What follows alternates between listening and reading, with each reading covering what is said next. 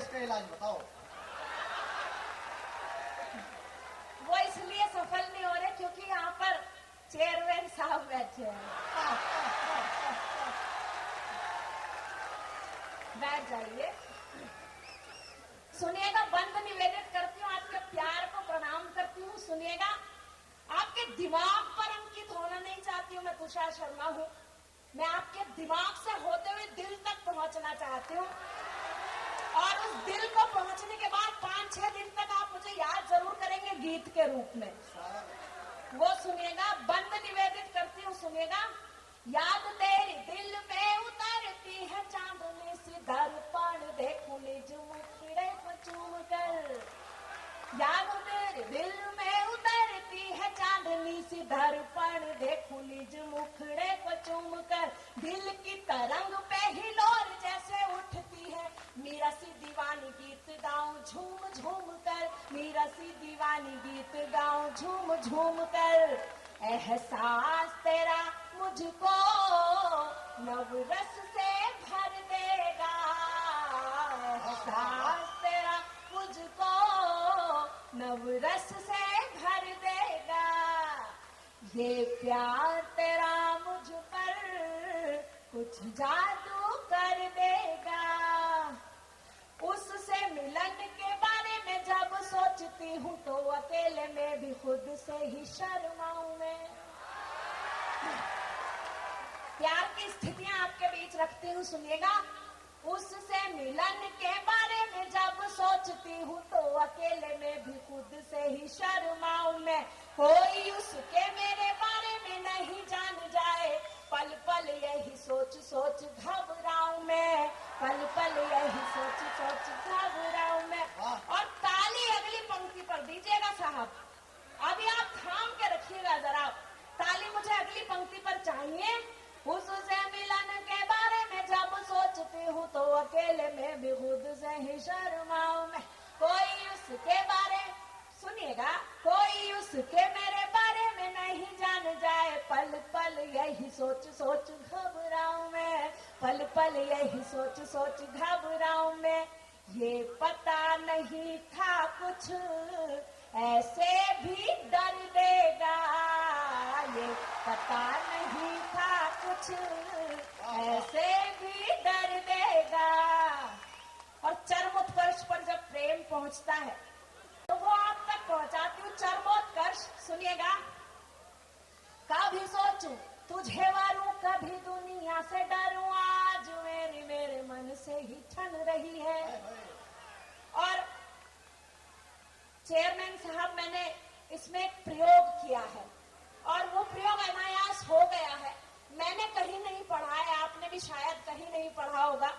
वो प्रयोग देखिएगा, मैंने प्रेम को क्या कहने की कोशिश की है, देखिएगा। कभी सोचूं तुझे वारूं, कभी दुनिया से डरूं, आज मेरे मन से ही ठन रही है। जब से देखा है तुझे तब से ही मनवा में होली वे दिवाली साथ साथ मन रही है। होली वे दिवाली साथ साथ मन रही है। होली वे दिवाली साथ साथ मन रही है।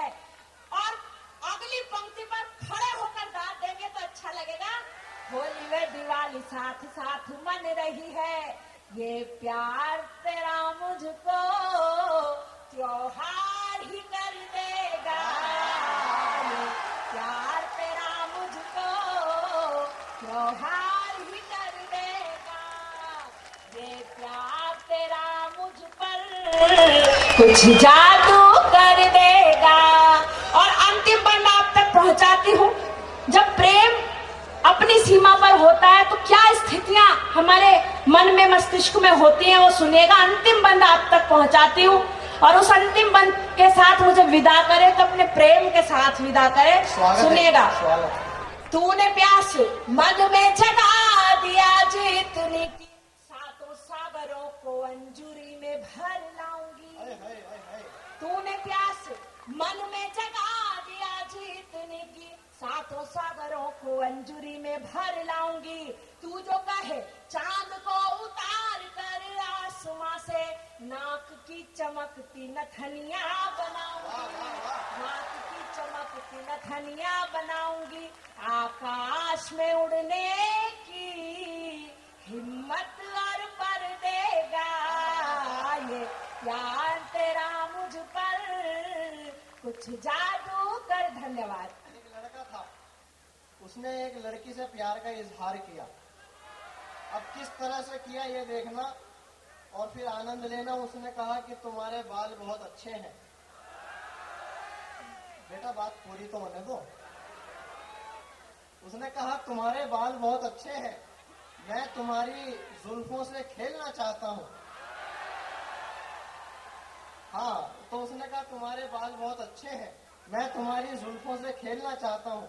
लड़की ने विग उतार के बोल दी सुबह तक खेल। महुआ टीवी पे अनेकों बार रेडियो चैनल के माध्यम से जिनका एक विशेष किरदार टिल्लू राजा के नाम से आता है, आशु मुश्ताक जी की उपस्थिति हमारे बीच में हो चुकी है।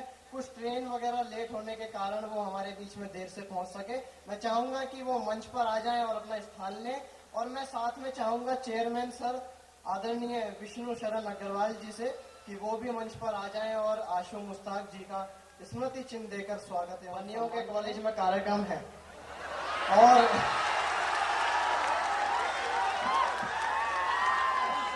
सिद्ध करके दिखाओ। तो वो उसे एक रेलवे स्टेशन पर ले गया। वहां पे दीवार पे लिखा था कि देशभक्त बनिए। उसने उसे वापस करना चाहा पर उसने वापस नहीं लिया। भाई मैंने तो तुझे टेस्ट करके दिखाया था। तो उसने कहा यार अब क्या करा जाए। तो उसने अखबार में 5,000 रुपए खर्च करके एक ऐड दिया कि 10 रुपए का लॉटरी का टिकट खरीदिए और टीवी इनाम में पाइए। अब 35,000 के टिकट बिक गए। अब उसने एक आदमी का लॉटरी निकाल के उसे टीवी दे दिया।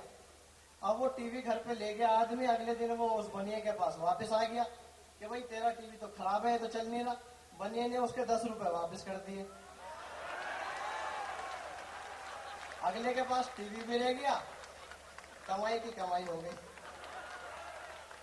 तो ऐसी हास्य ठहाकों के लिए आपके लिए हमने देहरादून से बलबीर सिंह खिचड़ी जी को बुलाया है और अब मैं चाहूंगा कि उन्हें आमंत्रित करूं काव्य पाठ के लिए। अनेकों बार जिनको आपने अखिल भारतीय मंचों पर सुना, मेरठ में कई बार आ चुके हैं काव्य पाठ के लिए। मैं सीधे सीधे चाहूंगा आदरणीय बलबीर सिंह खिचड़ी जी आए और आप सबको हंसाएं, गुदगुदाएं। जोरदार तालियों से स्वागत कीजिए।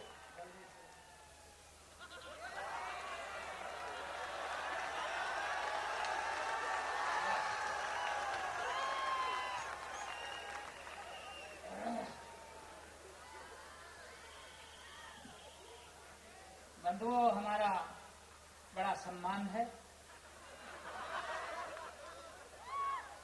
आपने देखा ही ये बालिका अभी गीत सुना रही थी।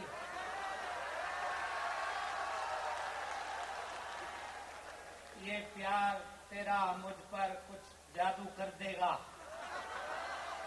ये हमारे ही सम्मान में गाया जा रहा था।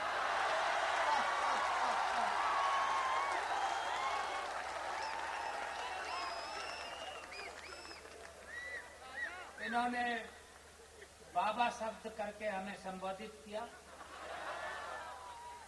आपको पता ही है बाबाओं का बड़ा सम्मान हो रहा है देश में।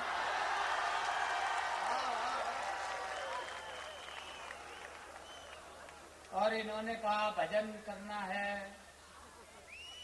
तो हम ये इन्हें बता देना चाहते हैं कि 72 इयर्स ओल्ड बाबा आसाराम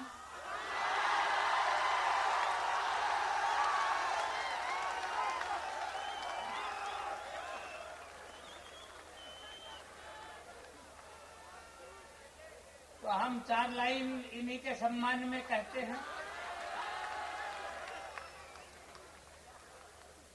बंधुओं, आपका साथ मिलेगा तो यस। देखो, आपने देखा ये प्रशांत बाबू, इनको ये बर्दाश्त नहीं हुआ। हम थोड़ी ऊर्जा प्राप्त कर रहे थे। बड़े बूढ़ों का सुख देखा नहीं जाता दुनिया से, और इसीलिए बापू आसाराम जेल में हैं।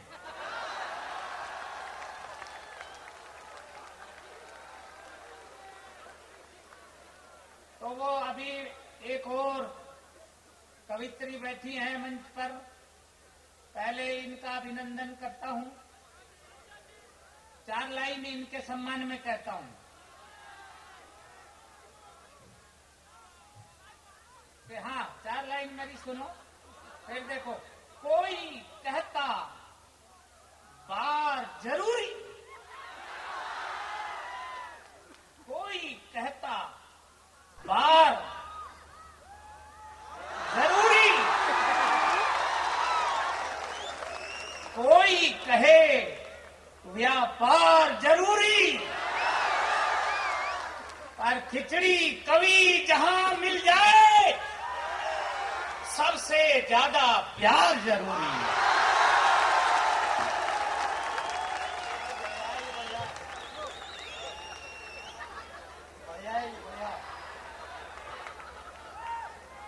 जब हम जैसे बाबा आपको दे रहे हैं उपदेश, तो ऐसा ही होगा। अब अनामिका को देखिए आप और सुनिए हमें।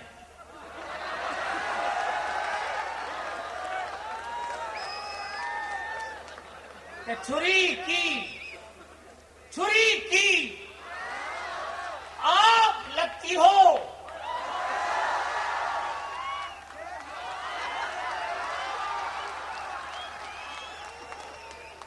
छुरी की आप लगती हो, बुझी तेजाब लगती हो।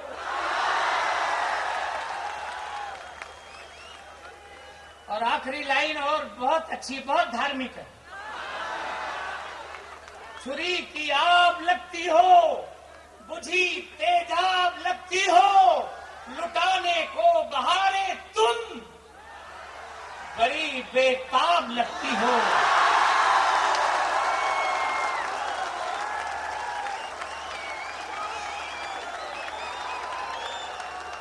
धन्यवाद।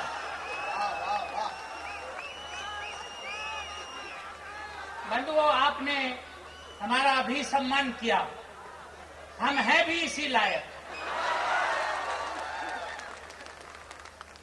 हम जहां जाते हैं वहीं हमारा सम्मान हो जाता है, कारण कि हम पढ़े लिखे आदमी हैं।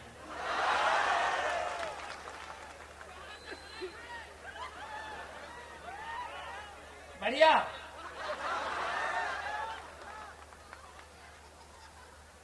मेरी कविताएं सुनकर लोग जानना चाहते हैं आप कितने पढ़े लिखे हैं। मैं कहता हूं ये न पूछो कि हम कितने पढ़े हैं, बल्कि ये पूछो कि हम कैसे पढ़े हैं।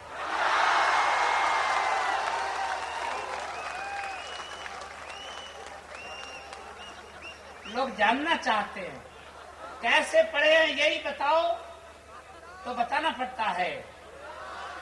आजकल के बच्चे स्कूल जाते हैं तो स्कूल वैन, स्कूल बस, नहीं तो जुगाड़। जिन दिनों हम पढ़ते थे न बस थी, न वैन थी, न जुगाड़, किंतु फिर भी हम पैदल अपने स्कूल नहीं जाते थे। आप सोचते होंगे क्या हम बाई एयर जाते थे? नहीं, कदापि नहीं। बल्कि हमारे प्रिंसिपल सर 4 जवान लड़के भेजते थे हमें आदर और सम्मान के साथ लिवा लाने के लिए।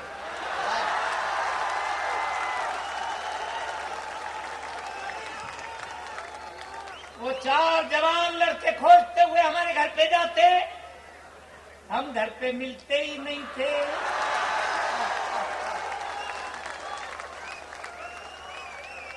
क्यों? क्योंकि हम पैदाइशी प्रकृति प्रेमी थे। तो कहाँ मिलते? प्रकृति के सानिध्य में, अर्थात शहर में आ भी गए तो शहर की ऐतिहासिक इमारतों का अवलोकन करते हुए पाए जाते थे। जैसे रेलवे स्टेशन,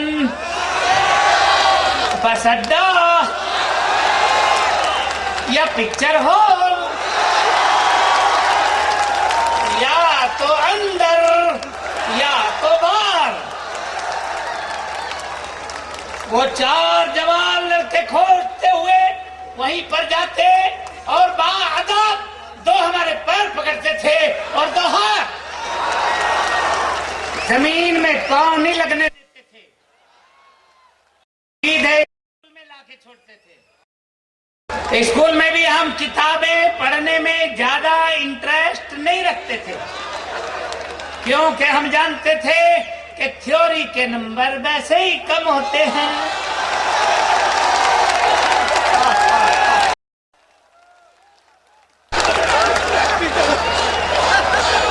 प्रैक्टिकल के नंबरों से पास हो जाते हैं।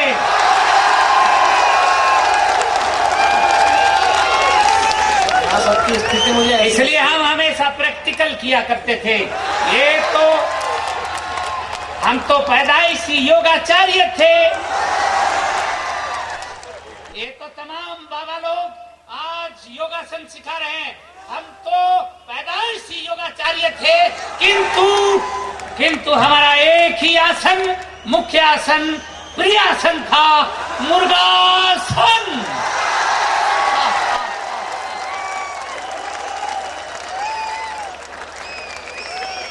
मुर्गासन, प्रिय आसन। अगर बंधुओं आपको नहीं आता हो तो मैं प्रशांत जी से मुर्गासन करवा के दिखा सकता हूं।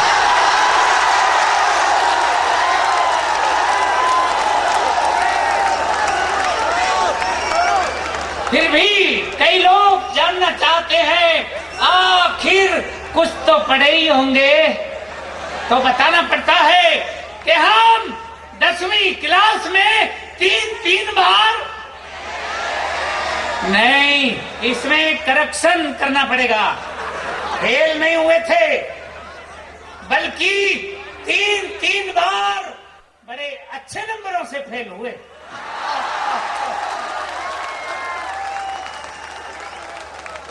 उसके बावजूद हमारे प्रिंसिपल सर ने हमारे सम्मुख बड़े आदर और सम्मान के साथ दोनों हाथ जोड़े थे।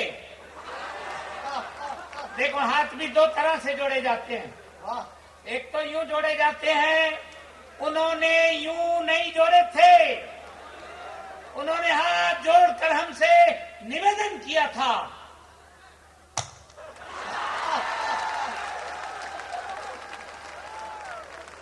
ऐसे हाथ जोड़े और निवेदन किया था, हे महाप्रभु, अब हम पर दया करो। तब हम उन पर दया करके ससम्मान अपने घर वापस आए थे। फिर भी कई लोग जानना चाहते हैं, आखिर नंबर कितने आते थे, तो बताना पड़ता है, हमारा मामला हमेशा बराबरी पर छूटता था। कई लोग जानना चाहते हैं, ये बराबरी वाला रिजल्ट कौन सा होता है, तो बताना पड़ता है कि हमारा जो प्रश्न परीक्षाओं में पूछे जाते थे वो हमारी समझ के पार होते थे, और जो उत्तर हम दिया करते थे वो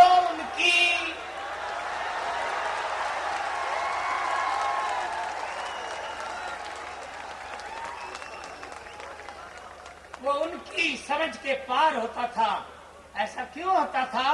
क्योंकि हमारे पूज्य पिताश्री जो नई पुस्तकें हमें खरीदवाते थे, नई पुस्तकों के जो पृष्ठ बीच से जुड़े होते थे, वर्ष भर जुड़े हुए पृष्ठों को हम एक दूसरे से जुदा नहीं होने देते थे।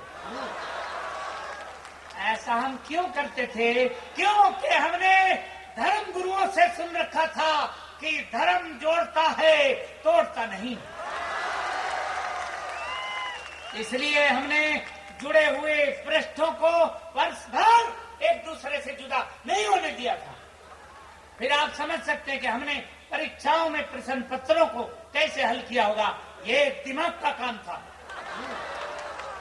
हमें आज तक याद है, गणित का पेपर था और प्रश्न आया था, एक खेत को 3 आदमी 2 दिन में जोतते हैं, उसी खेत को 2 आदमी कितने दिन में जोतेंगे? हमने लिखा, अगर एक बार जुती गया बार क्यों जोतना है? तो उसे बार बार जोतने की जरूरत क्या है? अब उसे बोने का इंतजाम किया जाए। संस्कृत का प्रश्न पत्र था और प्रश्न आया था, सर्वे भवन्तु। यस, वही श्लोक था। इसमें टाइम वेस्ट नहीं करते हैं। इस श्लोक का हिंदी अनुवाद लिखो। हमने लिखा, सर्वे भवन्तु सुखिना। जब सर्वे किया गया, इसमें हंसने की कौन सी बात थी? इस श्लोक का पहला शब्द क्या है? सर्वे। तो सर्वे माने सर्वे, तो हमने ये लिखा, ये था दिमाग का काम। सर्वे भवन्तु सुखिना।